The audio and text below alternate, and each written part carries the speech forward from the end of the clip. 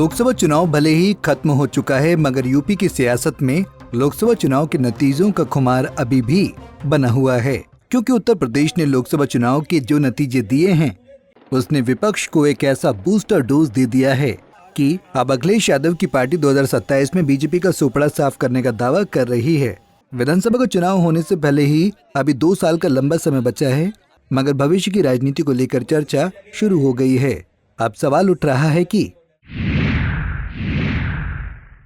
अगर अभी यूपी में विधानसभा चुनाव कराया जाए तो कौन बाजी मारेगा?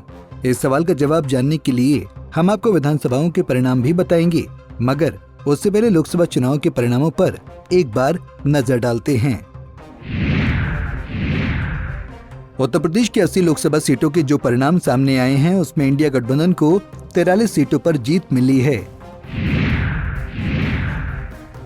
जिसमें समाजवादी पार्टी सबसे बड़ी पार्टी बनकर उभरी है।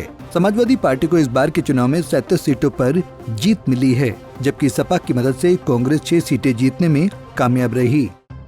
वहीं एनडीए की बात करें तो एनडीए को इस बार सिर्फ 36 सीटों पर जीत मिली है। बीजेपी को इस बार के चुनाव में 29 सीटों का नुकसान हुआ है।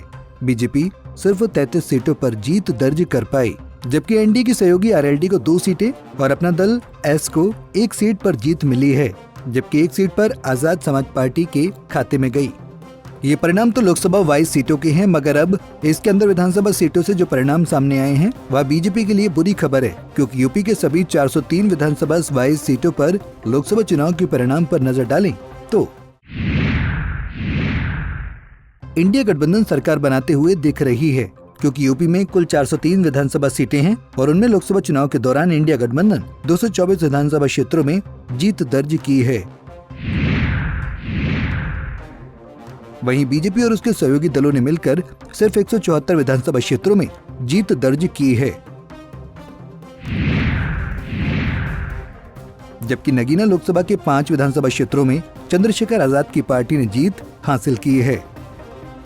यूपी विधानसभा में बहुमत साबित करने के लिए 202 सीटों की जरूरत होती है। अगर ऐसे में लोकसभा चुनाव के नतीजों से विधानसभा सीटों के परिणामों को देखा जाए तो मौजूदा समय में समाजवादी पार्टी सरकार बनाती दिखाई दे रही है, जबकि एनडीए बहुमत से काफी पीछे है। इन्हीं आंकड़ों की वजह से यूपी में 2027 के विधानसभा चुनाव की चर्चा शुरू हो गई है। हालांकि माना जाता है कि लोकसभा और विधानसभा दोनों के चुनावी मुद्दे अलग अलग होते हैं, मगर जिस तरीके से सपा और कांग्रेस ने इस बार यूपी में बीजेपी को चारों खाने चित किया है, उससे 2027 में बड़ा उलटफेर होने की संभावना जताई जा रही है।